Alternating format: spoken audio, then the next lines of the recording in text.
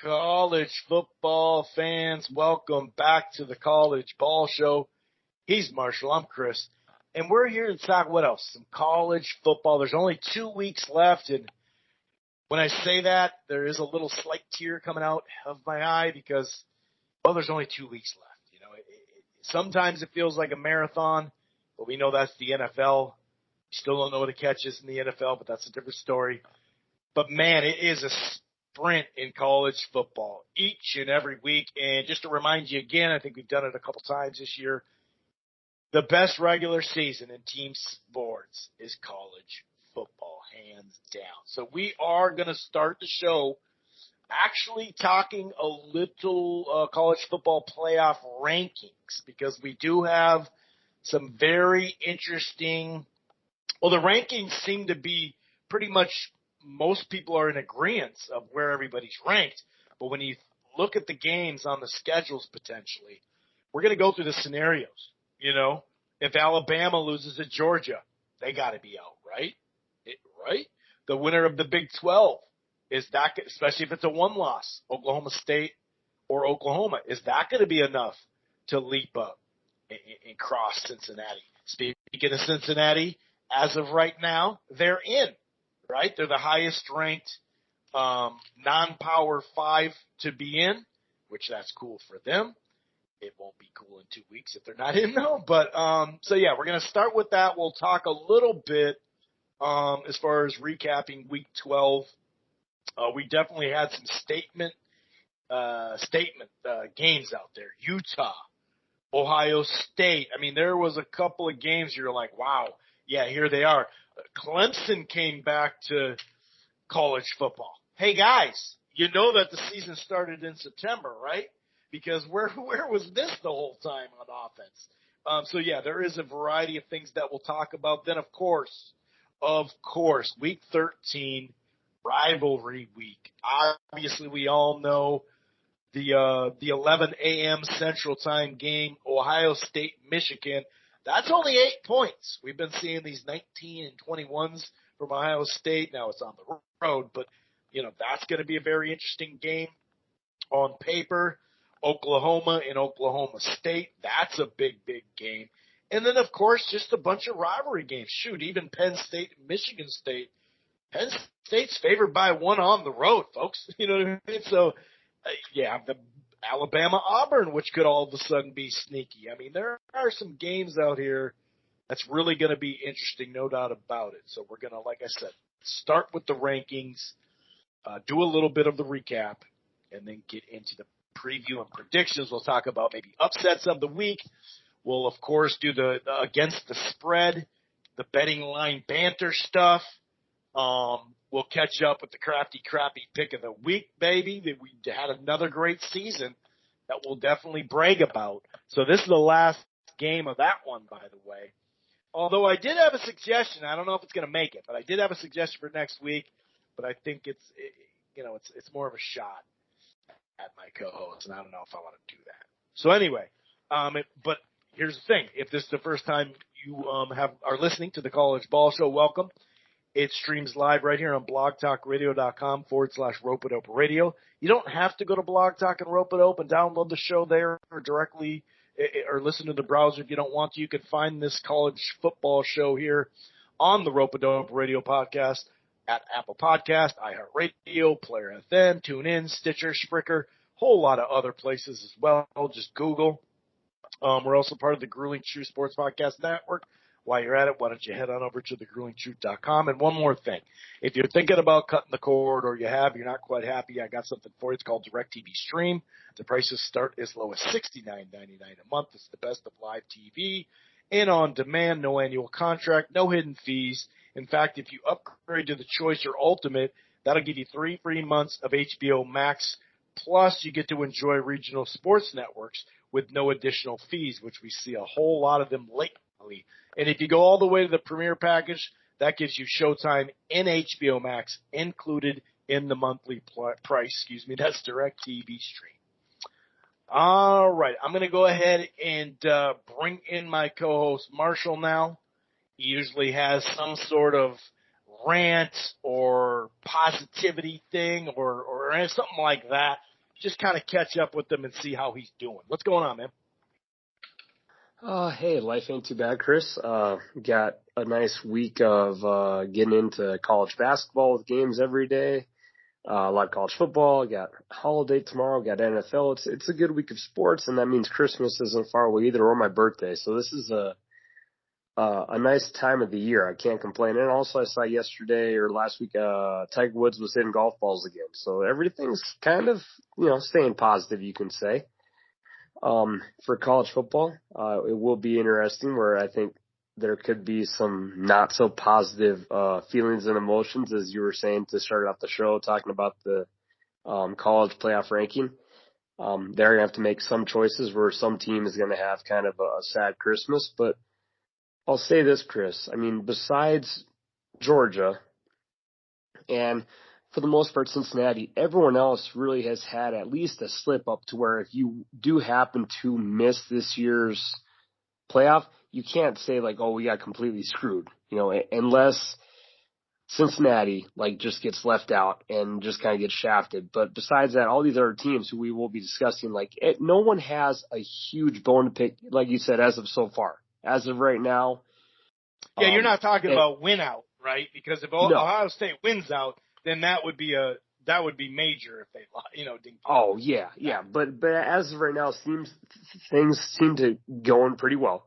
Teams are where they're supposed to be, which personally I think is progress. Because there's been some years where the committee is kind of has made head scratching moves, and as of for right now, things are okay. But the fun part is the fact that we have a lot of teams remaining left in this potential to make our playoff who are going to be playing each other. So yeah, this should be a really fun last couple of weeks of college football. I know we do get bowl season, and bowl season has its moments, but for now, the main focus is we have potentially, hopefully, some really good conference championship games in the near future. And we have a week coming up in a couple days from now, Chris, where maybe an upset could happen. I think we're kind of taking a couple of things for granted, but maybe this is the year where finally Harbaugh just gets it done. I'm not saying I would bet it, but maybe. There's, I think, a couple of things where maybe the sun switches its rotation and Georgia loses to Georgia Tech. Again, highly unlikely, but is Kelvin Johnson back? Does he got a year eligibility? They're going to need him. I think the Lions have finally rescinded his contract, so he's allowed to go suit up again. I think he went out his junior year, dude. So he's got it. You can make money now. So he's still he could make he's an amateur, so he can go back for one more year. I think they would probably need to steal a couple of former great linebackers too, because that Georgia team, good God, but Georgia's resume this year continues to be impressive. I mean that team. Well, let's just get into my opening quick story rant. And Chris said, let's talk about the college football playoff. Georgia's pretty much locked in. Let me tell you this, Chris, because they're not going to lose to Georgia Tech, but. And again, very highly unlikely. Let's say Georgia loses to Alabama. Let's say Georgia even gets beat 40-3 by Bama in the SEC title game. You had to add that caveat, did you? But okay. They're still in. For this college football playoff, Georgia, I mean, unless the team gets COVID and something happens, Georgia's locked in. So that's one team set in stone. Now, so if they get beat 40-3, they're in for sure. If they lose 40-3 to Bama in the SEC title game, I would still put them in, yeah. So right now, I'm not trying to downgrade them in any. They got a win over Florida. Is Kentucky still ranked? Is Auburn still ranked? Is Arkansas still ranked? Arkansas is ranked, yes. Oh, and then Clemson's ranked now. Okay. Just catching up. The only reason why I brought that up is because you added that 40-3 thing, and that made me go, hold on, let me check. Now they could probably lose their number one spot, but So for that debate, Georgia's in. Now it gets still hot. I guess I'll just go in order quickly. I'll throw it to you. Why don't we do the Bama thing then, since we're in the SEC? Sure. Well, so then we'll scoot down to Bama, who's currently number 3. If Bama loses to Georgia, which could, first of all, Bama could lose to Auburn this week, which is possible, or Bama could lose to Georgia, which they'll be an underdog. I know that you have that old school thought of, well, it's Bama and Saban. Well, that's true, but this is not your regular Bama and Saban team. This is a Bama team who, again, lost to a trash quarterback, was a 29-point favorite and barely beat LSU. Arkansas did an onside kick with a minute left in the game to try to get the game back. So is this Bama team good? Yes. Is this the regular, Nick Saban is going to take care of Georgia like he always does? He could, but this is not your loaded Roll Tide team we're used to. So, yes, I'll tell you this, Chris. If Bama loses to Auburn or to Georgia in the SEC title game, what does their window look like for making it? Because I've heard a lot of people say, and normally it sounds outlandish, but I think if Bama loses, they could see themselves out of this college football playoff, potentially. Yeah, I would you can hear me right now, right? Yes. Okay. I had to adjust because I just thought about my battery and I had to plug it in. So I think that I would be disappointed if Bama made it, and I would be getting a petition around town for people to sign it. Yeah, if Bama, for all the reasons you just said, if Bama does end up losing one more time, they got to be gone. They got to be gone. They had, competitive games with teams like Florida, by the way, Yeah, I think unless, as long as the one-loss teams and the undefeated team is still there, obviously. Sure. Obviously Georgia would be, and Cincinnati Yes. and all that. Yes, Alabama would be out. So then we'll hop over to number 2, Ohio State, who, again, they will be the betting favorite. They are a 7-point favorite against Michigan this upcoming week. They go to Michigan. And then they also would probably play, assuming they win, they would play Wisconsin in the Big Ten title game, assuming the Badgers hold on. Again, the way they're playing, obviously right now everyone would want to say, yeah, Ohio State's going to be in. Now let me ask you this, Chris, to continue this fun debate. If Ohio State does, for the third time in 18 years, lose to Michigan, then what does their scenario start to become? Because then it gets a little more dicier, my friend. I think even though on paper,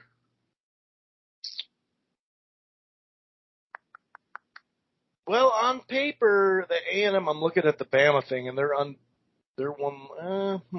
I think they'd have. I don't think they should make it. If we're going off, people close how we think they're going to close and whatnot. Sure. And the Big 12 champion, that's one loss and stuff like that. So, yeah, if Ohio State loses to Michigan, they would have lost to Oregon, who's 11th right now and has a chance to beat Utah potentially in 2 weeks. But, they just got their butts kicked. I guess we've seen that before. I remember Wisconsin and Nebraska years ago in the Big Ten championship game, and they beat them up, and then they beat them there. I suppose that could happen. But I would say, even though they've been playing great, I would say, I don't think Ohio State would make it with 2 losses. I'm with you on that. And then obviously it would be so Michigan-esque to beat Ohio State finally and then lose in the Big Ten title game. I could just I swear that's like what Michigan would do. Now, let's just say this miracle does happen. Let's say Michigan does beat Ohio State, then that will instantly move them up into the Final Four, and then they do control their own destiny. So that would be a good case scenario for them. In the fact that Wisconsin more than likely, unless my Gophers beat them, which would knock them down. But if not, they would be 9-3, and they'd be at least top 14. They'd probably move up. And then now for the fun one, which, again, it surprised me, speaking of Cincinnati, because normally when you see tons and tons of money flow one way in Vegas, it's for a good reason. But again, mind you, after the second college football playoff ranking came out, I believe it was FanDuel, you could get Cincinnati to make the playoff at close to like plus $6 to $7, and them missing it was like minus 400 to 350. So all the money in the world a couple weeks ago was saying, dude, Cincinnati has no chance. Now we talked about that before the show. And again, I love there's a Vegas sports broadcast network, and I listen to their shows all the time, and they were making points, and jokingly like, well, God, what if Notre Dame passes them? Which, again, I'm not saying it couldn't happen. I hope it doesn't. But it's not impossible, but it's unlikely. But anyways, there's scenarios where Cincinnati could be kept out. In the last 2 weeks, Cincinnati has taken care of business. They had an impressive blowout win this past week. As of now, they're in the driver's seat. As of now, assuming they just take care of business, they beat East Carolina, and then they win their conference title game against Houston. Chris, if they beat ECU, which they should. ECU's a respectable average 6-win team, but they're not great. They have an okay quarterback, whatever. Right. If Cincinnati wins ECU and beats Houston, what would you say is the percent chance they wouldn't make the Final Four if they win out? I don't know percentage chance. I think they'd be in. It's hard to say 100%. Obviously, I never really looked at it from an exact percentage point. I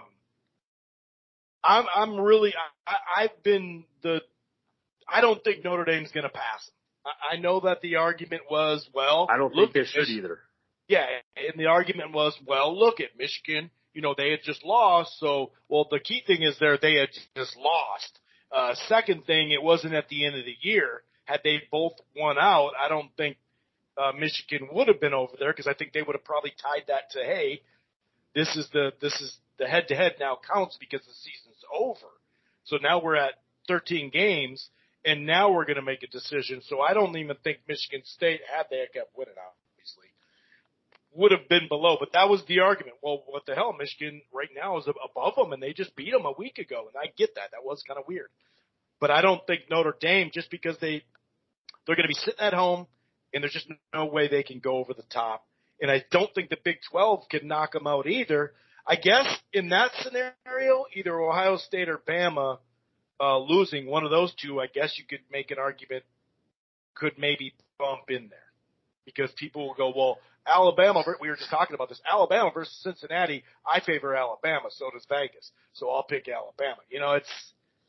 But no, I think this year, the way it's lined up, I think because they have a road win against the number 6 team in the country, that's pretty much unlike a lot of all these other teams that were trying to get in years past. Sure. Remember when Baylor was undefeated, but they hadn't played anybody in the non-conference and all that, and there was a big argument over that? Well, I have to say for sure that I think Cincinnati would be in. I really do. And I think what does benefit them is, just looking at the teams around them quickly, is that if Michigan were to pass them, Michigan would have to beat Ohio State and beat Wisconsin. That's really hard to do. So right now Cincinnati's at 4, Michigan's at 5. That's a hard thing to do. Currently Notre Dame is at 6. Okay, let's say Michigan does lose to Ohio State. Okay, so let's say Notre Dame next week hawks up to 5. Now Notre Dame this current week plays Stanford. Stanford has not been good this year at all. They've been an average team at best. And that is Notre Dame's last game of the year. So Notre Dame doesn't get the glamorous win of Stanford. I mean, they're probably equivalent to ECU. Okay, so at best, ECU might even be a better team. Anyways, but Notre Dame gets no conference championship game. So even if this following week Cincinnati's at 4, Notre Dame's at 5, Cincinnati now gets to go play a Houston team who is respectable and bumps them up. So yeah, if Notre Dame, it would take a complete screw job from the committee, which would then make us wonder many questions. But yeah, I think Cincinnati is in a great position just to take care of business. Now, is it possible? Now, hold on. Before we get too far, I have 2 scenarios there, though. Okay. So here's the deal. Wonder if Cincinnati loses to Houston, are they going to be higher ranked than Notre Dame in that scenario? Because then all of a sudden you go, well, it's a head-to-head, and this goes off that Michigan State thing. It's a head-to-head win. However, their loss, Notre Dame, is way better than a loss to Houston. Does that play into that head-to-head? Something I really never thought about because I think Cincinnati will beat Houston. But all of a sudden I'm looking like, huh. And then the other scenario is what we're talking about. And I'll let you go a little further about the Big 12 because I think, whatever happens with the Oklahoma State and Oklahoma this week, I do believe they'll move in front of that last scenario. I think they may be bumped up above Notre Dame at 5, and Notre Dame would actually stay there. I think we've got to this point far enough to where, hey, Cincinnati, you've done all you can, turn where you're at. But if they were to lose, I think their playoff hopes are absolutely dead, just from not trusting the committee. I mean, we've made it here. And again, last year, realistically, do we love the underdogs for our country? Yes. Realistically, did they deserve to make the playoff? Probably not. But, there are certain narratives that go into storylines like anything else in our country. But yes, I do think if they were to slip up against obviously ECU, which would be really bad, or Houston, I think their chances are dead, unfortunately. And then Notre Dame or a fellow team behind them would jump Big ahead. 12. Yes. Yeah. And for the Big 12, for the kind of one of the other scenarios we can look at, Oklahoma plays Oklahoma State this week. If Oklahoma beats them, there's a rematch of that game the following week in my backyard in Dallas. Let's just say Oklahoma gets hot and let's say they have 2 actual good games this year. Oklahoma really has not been that impressive this year. They've won games, but they've not been the Lincoln Riley high flash offense we're used to seeing as a college football fan. So, Chris, let's say, Oklahoma, they win at Oak State and they beat them in Dallas. Does Oklahoma have a legit chance of making the college football playoff, even though pretty much the committee looked at their resume and said, guys, you've been winning this year, but you haven't been that good? Like, would that be enough to kind of push the resume over the top when it really was recognized as an average resume at best throughout the whole season? Right. It was average, and their performances were, not subpar, but not dominant. Sure. However, if you just beat the number 7 team, and then you beat what would probably be, it matters how much of if it's a blowout, that's different. But maybe they drop a few spots. If it's a blowout, they may drop way more than that. Could drop 6 to 8. We've seen that too. So I think it does depend on how the games go. But if they beat them back to back, a 1-loss team I think has to be over Notre Dame at that point. And I don't know. I mean, we were talking about this to bring it there. If the Big 12 won loss, and so it'd be in that scenario, Oklahoma getting in off those 2 wins. Ah, man, they could argue that it's just as good as the Notre Dame, but then Oklahoma State would have 2 losses, and then they'd actually have 3, and Notre Dame would still be at 1. Geez, that's a good one. I actually think, man, I don't know, because the other scenario is Oklahoma State beats Oklahoma, and then Oklahoma State beats Baylor, let's say, and then they're 1 loss. I feel strongly that they'd go in front of Cincinnati with just 1 loss, just because of their record. Yeah, you have a stronger conference, which if you're Cincy, like, damn, that's just, you're an uphill battle because you've done all you can. But yeah, I do think that's there. I'm with you where if one of these if Oklahoma or Oklahoma State win out, Cincinnati's going to have to be praying that doesn't occur because that could be a very, very interesting, case of events for them to be left out. And again, they're big Baylor fans right now. Yes, they are, for sure. They're Oklahoma for a week, and then they're Baylor fans. Yeah. So that I think would be the most likely scenario for Cincinnati to miss if a Big 12 team sweeps. How does the committee handle that? And in fairness, that would be a really tough call to make because Cincinnati ran the table. They avoided that 1 slip up in the year. But your quality wins do not match that of a conference, which is not hands and above better than y'all, but better overall. Yeah, that'd be a we'll be able to talk about that more next week though, because we'll know Yeah. then. But yeah, if you're Cincy though, again, you want to split in Bedlam. Again, Notre Dame's chances, again, things could happen, but I would say they're pretty small. For Michigan, hey, win and you're in. And besides, I don't think there's any other school that really has a chance. I know my Ole Miss boys are sitting there ninth at 9-2, but they don't have any. They play Mississippi State, who I think is ranked like 24th. But Ole Miss would need like everyone to lose, which would be really cool. But my odds of Kiffin making are probably like 3%. It's possible. It's unlikely. It's possible, but it's very unlikely. So I think all the teams we have discussed have a chance. And yes, Oklahoma is 10. But I think, again, if you win, you're hopping Ole Miss, you're hopping Baylor, all of a sudden that gets interesting. So yes, all these Cincinnati fans will be very flippy-floppy on who we're cheering for in the Big 12, and hopefully it benefits them for that sake.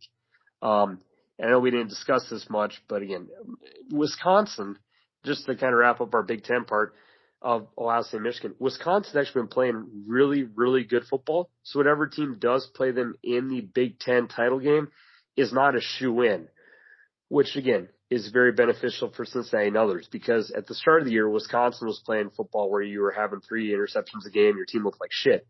Now you're getting 3 turnovers a game on defense, and your defense is still elite. So Right. Ohio State, that would Michigan be the key, is that elite defense. yeah, Ohio State, Michigan is the key game to focus on. But that Wisconsin, it would be foolish if you're discussing this college football playoffs with your friends or want to, look at options. Don't just automatically shoe in Ohio State or Michigan, because that Badgers team is much different than the team we saw when they were getting all their ESPN games here and they were ranked. Like, that team has been regrouped and refocused, so that's not an automatic shoe in. So yeah, Chris, we have a lot of fun scenarios to talk about, but that playoff committee night show could be very interesting if the Big 12s take care of business or if the Big 10 gets a little goofy. Yeah, no doubt about it. And Mississippi State technically is not ranked now. I just double checked. But oh yeah, right. Man, they were. You're right. Yeah, they've been in and out of it, and that just goes to show you, like we said last year and the year before, and I think we said this before. There's no reason to expand it, obviously, to 12. That's fucking ridiculous. Or 16. That's ridiculous. Sure.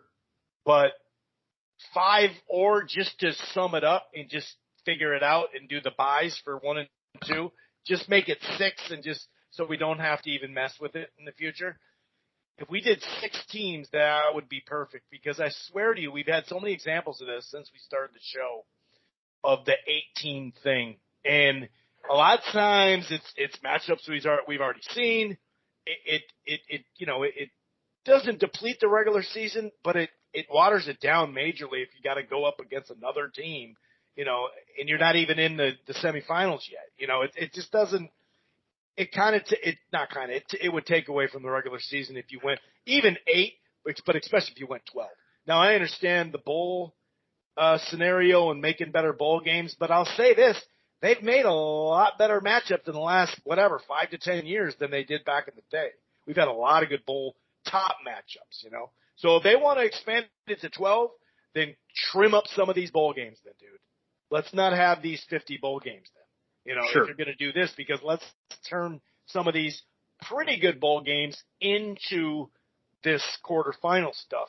Then I think that draws interest as well. More interest. It's going to already.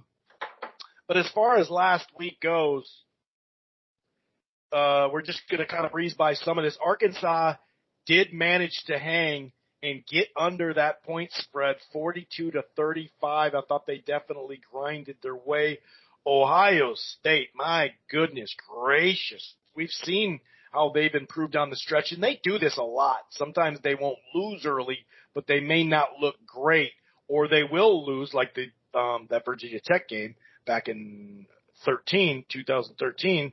They ended up winning the national championship. So sometimes they do that, and then all of a sudden they just start working, and then it's on. But C.J. Stroud, dude, I mean, really, dude? 29 of 31, 393, 6 touchdowns. Oh, yeah. Did I mention that was in the first half, Marshall? My goodness gracious. So we'll talk about that blowout a little bit. But also, speaking of blowouts, Oregon and Utah, we both called like, hey, this is a good spot for them, but I didn't think it would go down like that, dude. Of the ones to be more surprised by, I would definitely, I guess I'd be a little more surprised by the Utah score. You're right. We were talking about this last week. Ohio State's kind of in that mid-season, or I shouldn't say mid-season, but in their groove where they kind of go on a warpath and they just take care of business, whether that's the start of the Big Ten play or middle or the end. They seem to do that pretty consistently. So it's not surprising at all that that's kind of they're in that time of the year. Now, to obviously kill them like they did is surprising, but for Ohio State, that's Michigan State. They had a nice year, but they kind of fell off the deep end at the end there, and they started to get exposed, whether it was against Purdue and then Ohio State. Then you have really bad secondary, and all of a sudden your season's over really quickly. So that's a nice one by Ohio State. And for Oregon, they've kind of been like Oklahoma, Chris, where they've had some games this year where you're playing teams you're supposed to beat, and you don't do it that impressively. And then you walk into Utah, who is probably one of the toughest places to play in the whole West Coast out of all college football stadiums, and they came out flat, and Utah didn't miss a step at all. Like that hands down, that was a hell of a win by Utah. Like they took care of business from when that game started. There was Utah played smash mouth football, which is Oregon's kind of football, and Oregon just wasn't ready to play. Just period. Yeah. I don't know how else to say that one, brother. Yeah, I didn't see it like that. I did not see that one coming. You could kind of, like you said, I didn't think it'd be 56-7 or whatever, or that first half would look like that with that Ohio State game and Michigan State game. But like you said, they do kind of have that groove going, and once they get it going, it's hard to turn it off. So that shocked me though. That was big, man. And now they're probably going to play again. I mean, they're going to play again. And like I said, I brought up that example. I think it was Wisconsin and Nebraska. Nebraska, from what I remember, beat them. And maybe it was one of those at the was that the Russell Wilson year where it was right at the goal line? Didn't someone catch a touchdown right at the goal line? And then when they met Wisconsin and Nebraska in the Big Ten final, bam, they just whooped them. I'm pretty sure that's how that went. But anyway, speaking of Wisconsin, they got by Nebraska 35-28. Kind of a grinded out game, but Nebraska managed to one score it again, so they snuck under that spread, and so did, by the way, Illinois and Iowa. They snuck under that 12.5, I think it was, point spread. So they were competitive games. In fact, Illinois for a second there, I thought, this might happen. This actually might happen, but it didn't. Oklahoma got a win 28-21. And another surprise here. Like, I'm not shocked that they won just because their defense is damn good. But where has this been all season? Did the players not get paid this week in Clemson? Is that what it was? So Dabo felt a little bit more loosey-goosey or something? But 48-27, what in the hell was that all about? They got a running game going, 333 yards, like we're ball control, and we're going to keep away from this wicked Wake Forest offense. That shocked me. I felt really dumb giving out that pick because then I just saw that last year, okay, so the spread was 35 points. And I was like, oh, shit. So I was like, I maybe shouldn't have given out that pick. And, yes, obviously Clemson's not the same team they were. But to go from, like, I guess almost like a 32-point drop of a spread, it's like, maybe I got a little crazy with that pick. And, obviously, by when that game started, the offense of the offense just wasn't moving. Clemson's had a game plan. Whatever game plan they'd used last year was still effective. And that was just a matchup that did work out in their favor. So a good win. Maybe it was a Styles matchup. Maybe Clemson just wanted to get a good game. Maybe they want to pull off an upset this year. But we did give out a winner in the Kansas game. We did lose our Clemson pick, but the Kansas 22 point spread. Hell, Kansas they were up in the third quarter. So like that one was good. So I went 1-for-1, but I do, cause I've been giving out kind of 5-star picks here and I've been doing pretty well. But last week was not a pretty well pick. Last week was a bad pick. So apologies on that. That one was, Wake had a chance. But again, after about a quarter into that game, you're like, this Wake offense is struggling. So I don't think it's going to be their day. It's just another example of begging and smacking in our face sometime, like, hey, we do know what we're talking about, okay? Sure. Yes, we have to do this for a living, okay? I know. So, we try. We try. Okay, that does line up now that you put it that way. It's like, okay, yeah, that all lines up. Any other items that you want to talk about from last week before we get into a rivalry week? I think the only really other big surprise last week was what happened with South Carolina. Like, this is a school who at the start of the year was using an assistant coach as a quarterback, and now you've beat Florida and you've beat Auburn, and actually you're going to a bowl game this year. So I didn't think they would win, and Auburn was like a 14-point favorite, and I think Auburn was actually up 14-0 in the first quarter. And South Carolina wins the game 21-17. Like, Auburn, like, you've been getting a lot of love this year for being a team that, has its highs and lows, but this is the biggest low of the year. So that one surprised me. And lastly, Missouri, they won the game in OT, but their offense is absolutely abysmal. Like, Missouri was struggling to get first downs throughout the whole game. And you can't score on a Florida team who got 50 on them on Stanford and who every school in the country has torched you. So Missouri got a win. They sent Dan Mullen packing, but that was really an embarrassing win. I'm happy they won the game, but this elite offense that Missouri is supposed to have didn't really exist, but I'll never complain about a win. It just wasn't really an impressive one, Chris. Well, and speaking of Florida, in Mullen, so, I mean, this year, there's a lot. Talk about openings and potential openings. I mean, yes, geez, Louise. That's why we see all these, extensions and all that, because it's like, hey, man, the next year or two, we're going to have to hold on tight, and you're going to pay us $10 million if our guy moves and stuff like that. I mean, we even did it here in Gopherville up here in Minnesota. We now have, if Fleck went anywhere in this year, especially or next year, then that would be like $10 million. So that would at least help, towards the next coach and whatever. But he had lost to 5 straight Power 5 opponents, and he had lost 9 out of the last 11 as well. And here's another stat. Mullen's firing at Florida became the 20th coaching change in the SEC since 2015. That's the most of any league, Power 5 or whatever. The AAC is tied, or is second with 16. That's kind of crazy, but when you think about it, there has been a lot of quality coaches that have kind of moved into that place. But yeah, man, 2 years ago, when they were 11-2, being like Miami's one of, I had the Gophers and then Miami. And I was like, oh boy, Florida's about to start really winning here. And man, did that go quick, because it looked promising 2 years ago. I can't lie. Well, Florida was some abysmal, like late half game play call coaching from beating a stout Bama team. Like, if Mullen pulls his head out of his ass and actually has some like smart game management, they could have beat Bama 2 years. Like, Chris, that, and now you've gone from, you could have beat an elite Saban team to your coach is fired.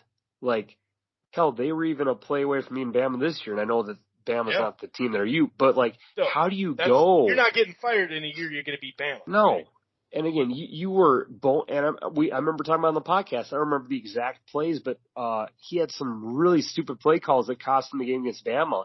And of course, the way he's after he never takes any accountability, anyways. But after his post game, I was like, okay, well, like, damn, like Florida, like, you're this is a pretty good program. And you go from becoming a potentially elite program again to somewhere in that scenario, Chris, again, with how much we talk X's and O's, it still comes down to your coaching kids, and the kids got to love you. That's even goes to me with high school sports being a coach. Like, True. At the end of the day, you got your X's and O's, but it's the Jimmys and the Joes. Like, it is about the kids. And again, I have no stories or no details, but something must have happened, whether it was amongst the players or the staff, or something went wrong there, because they didn't lose talent. Now I know that he wasn't having a great recruiting. He wasn't bringing the recruits quite as they wanted him to, but the skill level was still there to be competitive. Maybe he wasn't getting the recruits that, Bam or George are getting, but you're not getting scrubs in Florida either. You're getting, maybe you're getting the really good 4-stars or, something to that effect. So something happened that made him lose the locker room or something with that team, and changed their MO, and they never were able to catch back up to, which is just, again, such a high ceiling and a low floor in the span of like literally 10 games, as if you correlate the seasons. So again, I'm not a Gator fan, but just to see such a low and a high blows my mind. And it's funny, it all started when he got pissed off that Texas A&M this is more than 25% full in this stadium. Well, dude, remember when we just dogged them? Oh, it's like, yeah, dude, yeah. But in a normal year, it's going to be full, dude. What the fuck you talking about? Don't do this. And that's where I started going, what's up with this dude? Like, for real? That's your excuse that you lost the game because they had fans in the crowd? I mean, isn't that a normal year? So you really would have got your ass kicked the year after then when it got 110 or whatever, it's crazy though. And now the real estate is gorgeous as hell for college football coaches, because USC is open, LSU is open, Florida's open. Va-Tech is not quite the equivalent of those three, but Va-Tech is still Miami might be open. Miami might be open. Va-Tech's is still a damn good program. Like, that would be a great job for any coach to get, I would say, in my opinion, Chris. That's solid. For sure. And Miami could be open. And this is a perfect time to mention your guy. Miami might be open. My guy Kiff might be going somewhere. We'll see. But I think then this also forces the hand of these colleges, which I don't get either, because you see Mel Tucker on Michigan State, you got ran out of the entire state.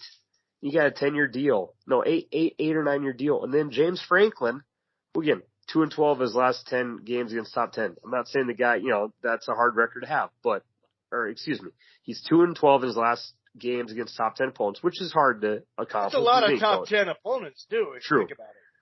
But, I don't think he's maybe the coolest person ever alive, but he's an okay coach. But again, does he deserve a 10-year deal? I think this was, an overreaction by Michigan State and Penn State of, look at all these top name programs who are having free coaching jobs.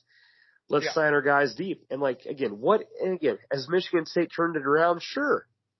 But you've also got smoked by Purdue and Ohio State really badly. And then you give your guy like a 10 or 9 year deal, and you give James Franklin again a 10-year deal I feel that was a rushed call from the more maybe attractive job openings that are available. But man, that's still a ton of money.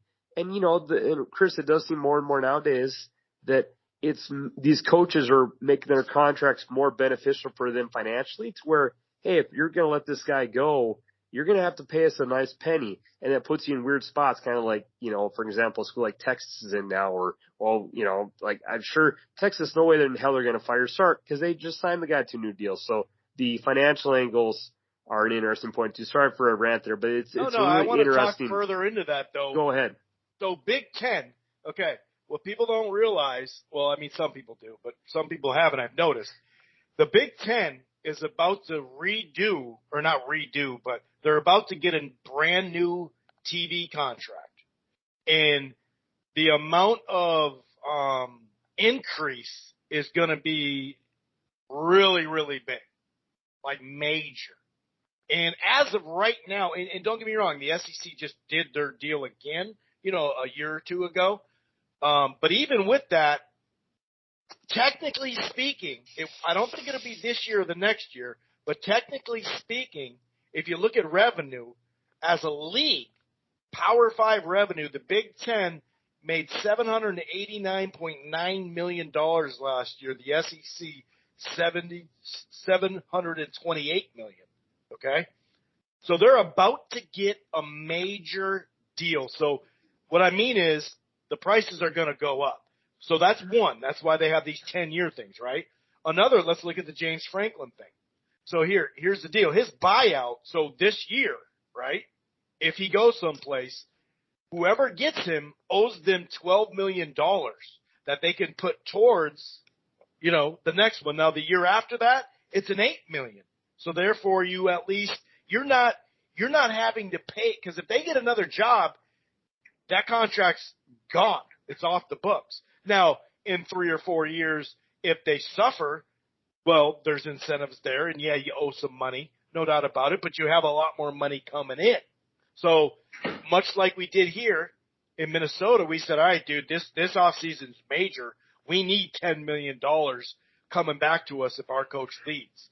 Now, as far as Penn State, since 2016, James Franklin, he has a 72.6 winning percentage, 53-20, the ninth best in the whole Power 5.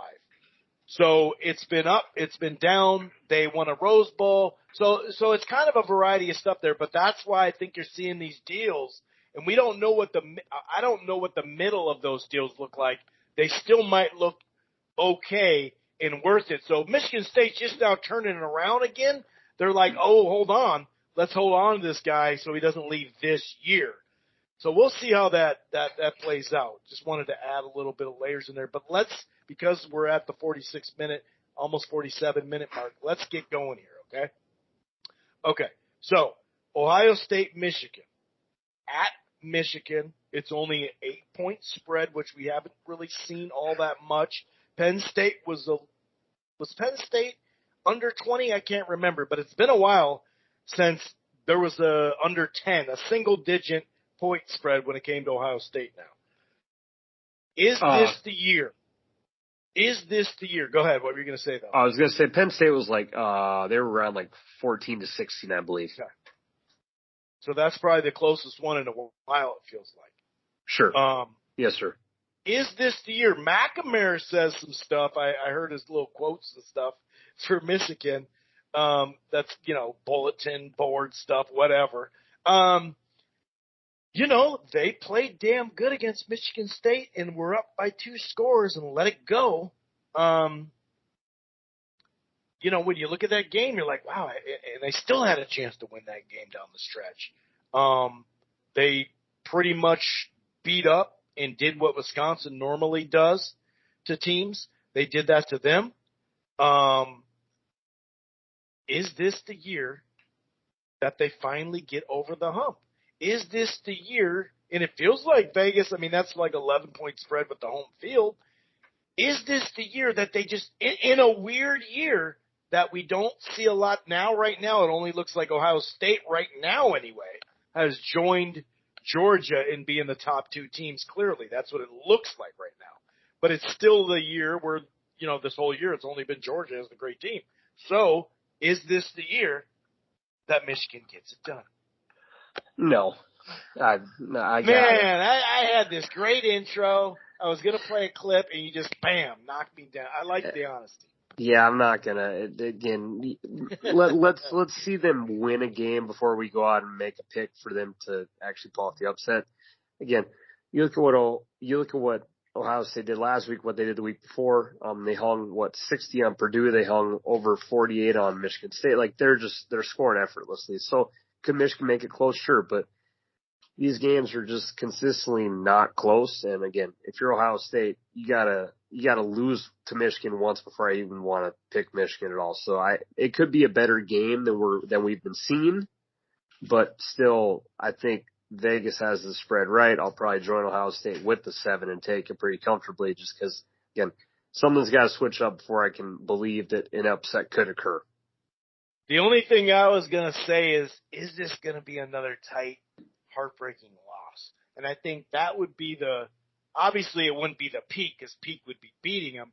But as far as my terms of what they can peak this year, I think the best they could probably do, and it seems like they've always had a quarterback problem in the big games. I think this is probably the best that they can do is like miss a field goal at the end of the game or something like that. You know what I mean? Like, oh, they had their chance again and they messed up. But in this in the back of my head, it's like percentage points is low, but I'm like, could this be where just, a kickoff return, a fumble at midfield, they're playing good in the red zone, that type of stuff. I don't know, but we know Michigan runs the shit out of the ball. But when you look at the numbers, yeah, I mean, Ohio State sling it all over the yard. They're going to probably have 3,000-yard receivers. That's pretty good, by the way. But it's not like they have their running back has more yards technically, just by a little bit. So they can run the ball too, especially in the second half. So I'm with you. I'm with Ohio State. The other ranked versus ranked, Oklahoma at Oklahoma State. According to ESPN's Football Power Index, the Sooners are not going to win. Oklahoma State has it up 54.4% to 45.6%. The over-under is low for this game on average, historically speaking, in the last decade or whatever. Usually this is just a shootout. The over-under is under 50, for Christ's sake. This is what, 70? 68? What is this normally? I mean, this is usually a mid-70s, yeah. Yeah, at least 70, right, or something like that. 49.5. Sure. And a lot of it has that to do with almost 10 points better on the defensive side. Being able to stop the run. Being able to do very well against the pass. And, the only thing that would stop Oklahoma State is just one of those things where maybe they can, obviously Oklahoma has to find a way to put it in their quarterback's hand and let him try to win the game, making it so they're not running and playing defense on you. They have to have Sanders go through the air, which he's not as strong at, you know what I mean? So, but that can be a combo of run pass. That's what he does. So, or do the Sooners all of a sudden say, you know what, we're finally going to show just a great performance? It feels like no, because they just stuttered on offense, like you said before, what we're used to. And now even Williams had a bad game 2 games ago. What do you think here, man? Are the Sooners finally going to put it together and say, hey, by the way, we run the Big 12? By no means am I an English teacher. I teach geography, but I love the sentence. It feels like no. I don't know why you said it. It just made me start laughing. It feels like no. I'm like, oh, I love the emotion. It feels like no. That I have my own dictionary. Well, I definitely used some words this week while coaching that were not in the dictionary either. So when your team misses.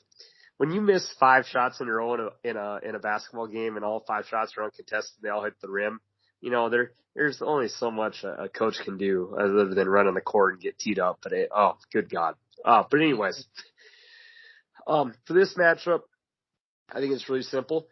Oklahoma State has a better defense. Oklahoma does have a better offense. Which do you trust more? Do you trust Oklahoma has really struggled throughout the whole year relatively to score at the level they normally do. And their quarterback has gone through some growing pains, as he should, because he's a rook.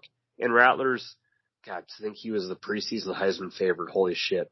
But anyways, they've had their ups and downs. And Oklahoma State's offense really hasn't been that good this year. They've just been able to win games that are close, and their defense is pretty good. So, for once, I just think that the advantage of the home field helps. I know I heard in the media there's an angle of Gundy was saying that he doesn't think that they're going to be able to keep this rivalry anymore when OU goes to the SEC. So maybe this is kind of and you want to talk about ass kickings. I think that when I said Michigan has beat Ohio State 2 of the last 18 games, I think it's almost identical, Chris, for where Oklahoma State has beat Oklahoma. Yeah, I can It's see that. really similar to 3 out of 15 or 3 out of 18. I don't want to, misquote, but it's really similar to that number. If you're a Bedlam fan, you're probably calling me out. But yeah, so they've kind of been the big brother that's beat up on you forever. So there could be a little motivational angle of, hey, they're going to leave us soon. Like, let's spoil their chance. We still have a chance. We still have an outside chance of making the college football playoffs. So, oh, good God. If it could start as low as 204, that's when you know it's a good matchup. I'll pick Oklahoma State just because this is an OU team that almost lost on the road at Kansas. And so, hey, maybe this is the year where, maybe for them, this could be a year Oklahoma State gets the job done just because Oklahoma's offense has not found a rhythm all year. So, yeah, I'll pick Oak State. I'm so used to always taking OU because it's Baker Mayfield or Jalen Hurts or Kyler Murray. Those are just, the spread's close, but hey, it's going to be a shootout. I trust my OU quarterback. Right. This year, I don't trust the kid. I like the kid. I think he's going to be good, but he still has a ways to go. See, I'll take Oak State to pull off what I would consider an upset, just from the rivalry sense of this matchup. Yeah, and even when, those last three quarterbacks, all of them had been on the field. Mayfield didn't have as much experience coming over as a transfer, but Murray had played about half the games at A&M. I think it was with Josh Allen that they were going back and forth. That's crazy, huh? I think that Oklahoma State already got, well, they already lost, of course, but they already kind of got, they were winning close. And that's why I picked Iowa State, I think, in that game, that they ended up, well, maybe I did. I don't remember. But what I do remember is 21-20, 28-13. 23-16 over Montana. They started out much like, Oklahoma, but this is not Oklahoma, right? But I feel like they already got that out of their system. And now they've been on a run against, beyond West Virginia, not good teams. But I do think kind of, like you said, this is kind of the year, and I think that Oklahoma State will beat Oklahoma. I'm with you. And then that'll match up the Baylor-Oklahoma State rematch as well. So either way, in that sense, it'll be a rematch, I suppose. We're getting a rematch of something. So that's cool. So I'm with you. I'm definitely with you there. Some other matchups here. I'm looking at, the Iowa-Nebraska game. Nebraska's technically a 1-point favorite. The over-under is 41. Now, the last time I checked, Martinez was not going to be playing. He's out. Yeah. So that's what kind of made me scratch my head and say, so why in the hell are they still favorite? If Martinez is there, he's a big part of what they do. Now, he's been there a long time, so maybe the guy they got ready in the, in the wings, they're just, Vegas knows him, and they're like, yeah, this dude's going to be good too. And, I don't know. And the fact he doesn't have a lot of tape, right? Because Nebraska's had to be in every single game. So it's not like there's probably a lot of tape on this guy because there's been no garbage minutes this year, basically. So, being biased, I need Minnesota. Because there's a potential for a 4-way tie on the west of the Big Ten. Oh, good God! Instead of a 2-way tie, it would hurt us. But then it comes down, if it's a 4-way tie, it's a round robin. And if Jesus, we beat Nebraska, right? But Iowa lost to Purdue and Wisconsin. They beat us, but they lost to Purdue and Wisconsin. So that means they have 2 losses in that round robin. So if Nebraska beats Iowa, that drops them down to create that 4-way tie. And then obviously it would take the Gophers to beat the Badgers. And in that scenario, we would have beaten Purdue and Wisconsin in the round robin, 2 out of 3, and we'd be in the conference final. And I say we, the Gophers. So I'm looking at that Iowa-Nebraska, but without Martinez, I was actually going to pick Nebraska. I don't know if I'm going to do it without Martinez, though. Yeah, and that's a Nebraska team who, hey, I think they've probably covered the spread almost every game this year. I don't think they've lost a game by more than a touchdown, it seems. I know it's maybe been close to that, but with that being said, they've also lost almost every game this year. In Iowa, you did have two hiccups where you got your ass whooped, but you're still 9-2. Like, Spencer Petras is not going to become Philip Rivers in the NFL, like my favorite quarterback of all time. You don't know that, bro. I'm just kidding. If Petras ever becomes the equivalent of Philip Rivers, I will buy you whatever you can name a gift, and I'll buy it for, I don't know. Wait, yeah. So it's highly unlikely, but yeah. You got so this recorded, just so you know. I'll take Iowa to win that game. Okay, I just think they're going to be able to find a way. So, for a fun matchup tomorrow, just I got to talk about my boy Kiffin. Ole Miss does go to Mississippi State. Mississippi State's a 2-point favorite. This one is I'm a little confused. Mississippi State's been really up and down all year, and Ole Miss I know they've had some injuries on offense throughout the last couple weeks, but they've been playing pretty solid football. So I'm kind of surprised Mississippi State's the favorite. But so be it. I think Kiffin, like usual, has a chance to win. If Ole Miss does beat Mississippi State tomorrow, again, the New Year's Six Bowl is probably locked up for them. There's a 3% chance they can make the college football playoff. You would need about 8 things to happen to go your way. But that would be a really fun game to watch tomorrow night when you're suffering from your turkey nap and just sleeping and comatose. But Ole Miss, Mississippi State tomorrow night at 6:30 should be a really fun football game to enjoy. And for some reason, also tomorrow, Fresno State plays San Jose State, which actually is not a bad football game. But it's on 2:30 on Thanksgiving, which is a very odd time, Chris, to throw on. They better hope it's a blowout in the NFL. And speaking of teams, good God, for a betting line, how do you not bet K-State? K-State's a 3-point favorite, a 3-point dog at Texas. Like, I don't. They got a lot of pride in Texas, dude. How can you bet Texas, who's lost 6 in a row? Is K-State world beaters? No, but they're pretty consistently of a good solid football team. They're 7-4 on the year, 4-4 in the Big 12, and you're giving points to a Texas team who I could imagine, Chris, you're no longer bowl eligible. Last week you lost at Country Roads, Morgantown. Like, God, how are they not? Okay, one of my bets of the week is take K-State, get them with the 3, maybe do 3.5 with a hook. Like, could Texas win? Sure. But you want to talk about a team that's probably ready for the season to be over and just trying to regroup everything all together. And their quarterbacks both got dinged up last week. The running back was hurt. Like, this is Vegas just giving you a sympathy out of respect line. But, man, and again, I know Vegas is right 90% of the time, but for this one, I don't see how you can even give Texas 3 points, Chris. This team has been trashed for the last 6 weeks, and you're going to make them a favorite. I would definitely take K-State to the window, sir. Yeah, that's a good call. It's funny, I looked at it, I was going to say Boise State, but they're actually the favorite over 10-1 San Diego State on the road on CBS on Friday. That should be a fun matchup to watch. I think some of that is. North Carolina, NC State, that should be a fun matchup to watch on Friday as well. Can my Gophers beat Wisconsin or stay under that 7-point spread? I guess we'll find out. I kind of feel like they could stay under that 7-point spread, but I'm not too confident that they can take the axe. But, either way, it's a win-win, dude. Regardless if Iowa wins on Friday, if they beat Wisconsin, anytime you beat Wisconsin up north here, it's a good deal. Penn State, Michigan State. Michigan State coming off just a debacle and then a debacle at Purdue, pretty much. Is Penn State, with that new contract, they're a favorite, 1-point favorite on the road.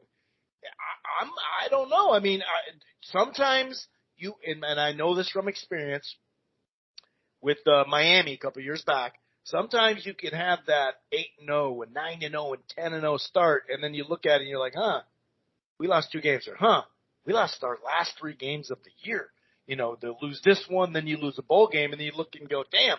It felt like we definitely made a run, but we weren't as good as we thought. What do you think? You think the Nittany Lions can do what Vegas thinks and just kind of kick the dog when it's down, licking their wounds? Or will the Spartans be like, all right, dude, it's payback time. That was embarrassing. Oh, good God. This is a worst case scenario for me. Michigan State has been going the wrong way for God knows how long. And I'm not obviously a huge Penn State. Oh, Jesus. This was a very interesting question to ask me. I think that I'm going Penn State, by the way. I'll give you a little bit more time. I'm going Penn State. I think there'll be sneakers, and sometimes you need a rivalry win at the end of the year just to pump up your base, and it really means a lot. So I think I gotta take Penn State. And honestly, Chris, I thought people were joking when they said this on the recap, but do you know that Sparty actually has the worst pass defense right now, currently in FBS football? I didn't. Huh. I thought like they're like in I knew the it high was up there, 120s but or yeah, 339, 340. They're giving up 340. Oh my God. Yeah, they're going to lose this game. Yeah, so oh my God, I I'll didn't take know that. yeah, I'll take Penn State. I mean, it's Jesus. Yeah, who's had moments of very good and very average football throughout the whole year. Definitely. Any other items you want to get to before we get to the crappy pick of the week, sir? Just for spreads, we are doing pretty damn good in that area too. Yeah, for sure. And this is another spread where I think Texas gets respect. Why is Bama? Why is Bama minus 19.5 at Auburn? Okay, sure, Auburn lost to South Carolina, but do you think they really gave a shit about the game? No. But this is probably the biggest rivalry game in college football. And Auburn's going to be focused. I would slow down on that one. Well, it's the biggest. For tradition, it's very close. I mean, just like I would say Duke Carolinas for basketball and Auburn Alabama, it's top 3, top 4. I guess. That's a whole different podcast. It is not top 3. You say tradition or the last 10 years, it's not top 3. But go ahead. Oh, whatever. A difference of agreement. Well, the theories, whatever. You sneak LSU right in there too, but we won't. Sure. Yeah, I don't know. They kill trees and they throw toilet paper. I don't know. And they had the kick 6 on my birthday years ago. But why is Bama minus 19.5? What have they? Okay, again, you barely beat LSU when you were 28.5 points. You beat them by 6. You just beat Arkansas. You were again a 19-point favorite. You won by 7.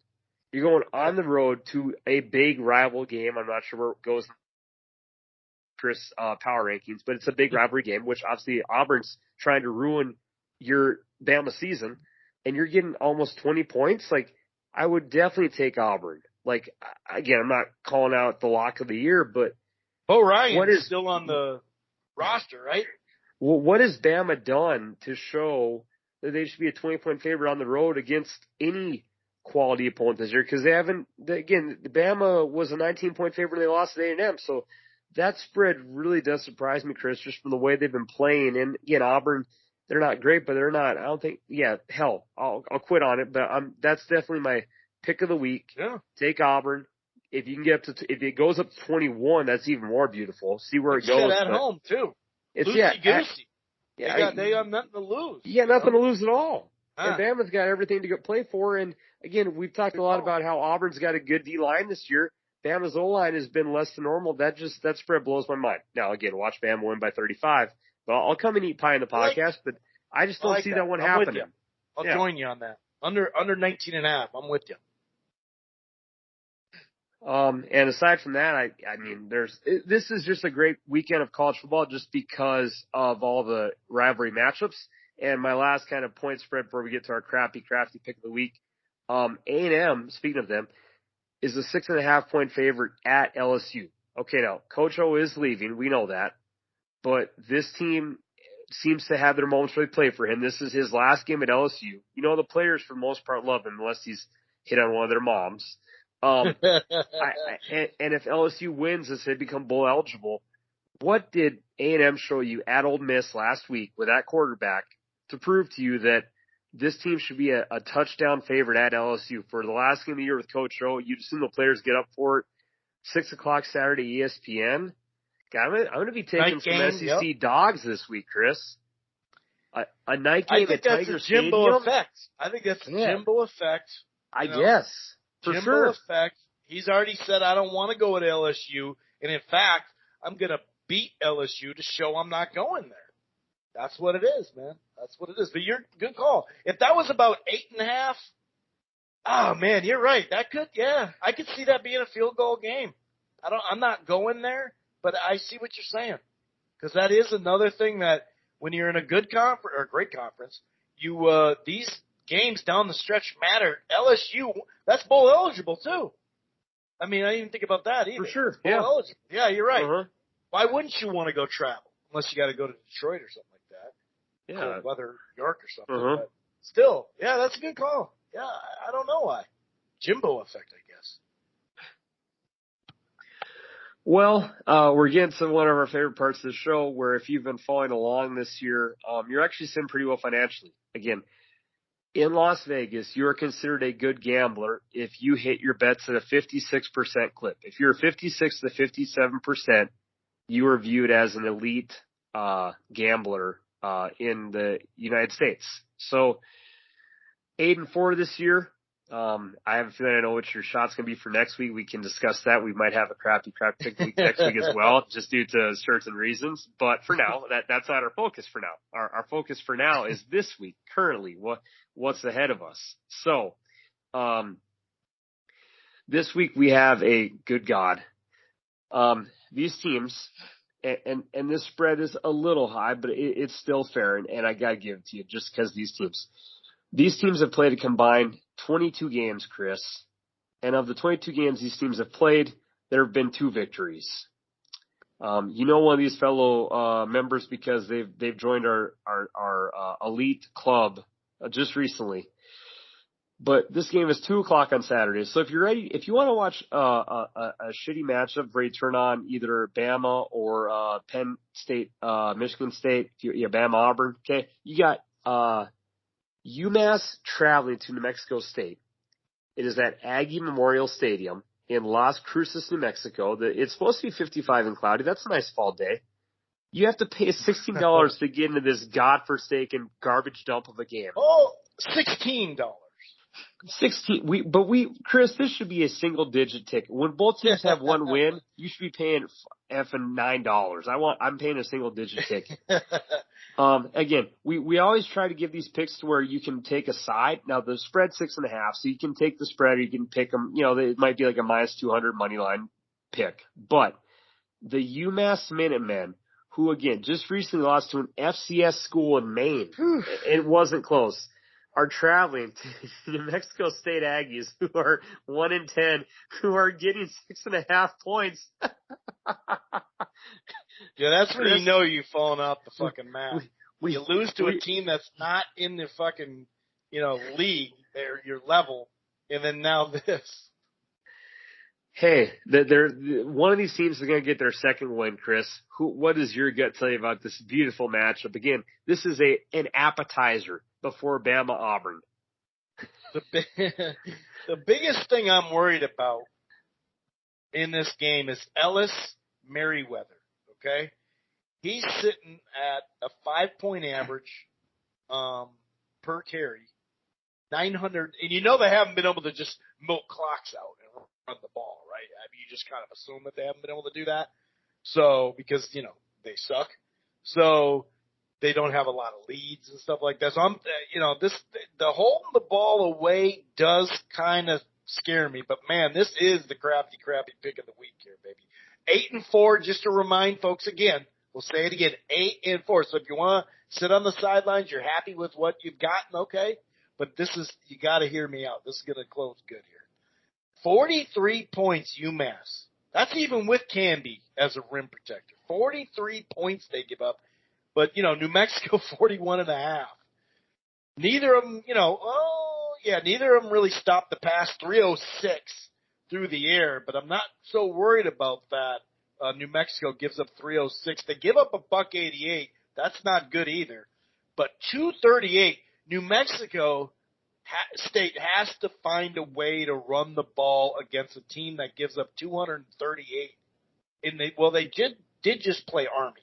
So maybe their average jumped up like 20 points on that one negatively. But yeah, dude, I mean, passing yards of $150. This is a crappy pick of the week. Wow. But the home team, out of, I think only 2 road teams have won this year. 2, maybe 3 tops. I think 2. So I'm going to stay at home and, probably take out a loan because it's not single digits to get in the building. So it is 16 to Aggie Memorial. So I'm going with, the home squad, New Mexico State Aggies, to get it done. And even in this ESPN, it says battle for the bottom. I just saw that. The top two bottom teams square off for the dishonor of being the worst of the worst. Well, man, way to go on this one. This really is a way to end. I'm going with the Aggies from New Mexico State, sir.